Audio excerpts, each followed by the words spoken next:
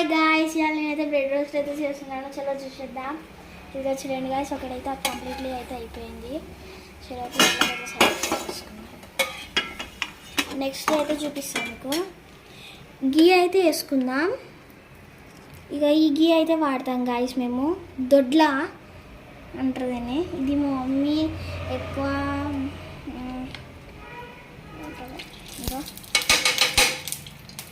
ఇలా అయితే వేసుకుందాం గాయ్స్.